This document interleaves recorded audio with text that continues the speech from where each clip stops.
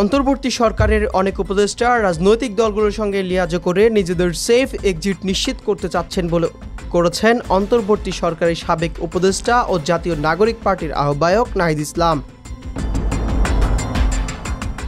সম্প্রতি একটি বেসরকারি টেলিভিশনকে দেওয়া সাক্ষাৎকারে তিনি বলেন, নাগরিক সমাজ ও রাজনৈতিক দলের প্রতি আস্থা রাখার ফলে তারা প্রভাবিত হয়েছেন। উপদেষ্টাদের অনেককে বিশ্বাস করা আমাদের ভুল হয়েছে। সাবেক এই উপদেষ্টা উল্লেখ করেন, অনেক উপদেষ্টা গণ অভ্যুত্থানের সঙ্গে বিশ্বাসঘাতকতা করে নিজেদের আখের গুছিয়েছেন।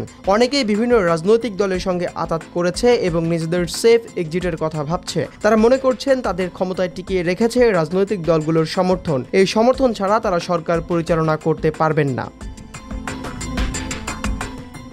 ছাত্রনেতাদের উপদেষ্টার আসনে বসার সিদ্ধান্ত সম্পর্কেও নাহিদ ইসলাম বলেন, সরকারের ছাত্রদের উপস্থিতি না থাকলে এই সরকার 3 মাসও টিকত না। প্রথম 6 মাস নানা ষড়যন্ত্র চলছিল, যা এখনো মাঝে মধ্যে দেখা যায়। তবে আমরা ঐতিহাসিক প্রয়োজনে সেই দায়িত্ব কাঁধে নিয়েছি।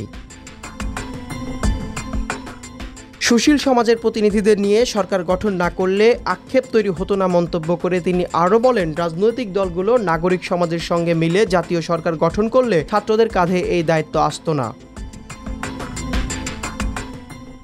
স্বৈরাচারী হাসিনা সরকারের জুলাই আন্দোলনে নাহিদ ইসলাম ছিলেন প্রধান সমন্বয়ক। কোটা বিরোধী আন্দোলনে তিনি 2 বার হন। প্রথমবার 19 জুলাই এবং দ্বিতীয়বার 26 জুলাই ধানমন্ডির গণস্বাস্থ্যনগর হাসপাতাল থেকে তাকে অপহরণ করা হয়। পরে সাবেক স্বরাষ্ট্রমন্ত্রী ও সাবেক ডিবি প্রধান হারুন জানান, নিরাপত্তার স্বার্থে তাকে হেফাজতে নেওয়া হয়েছে।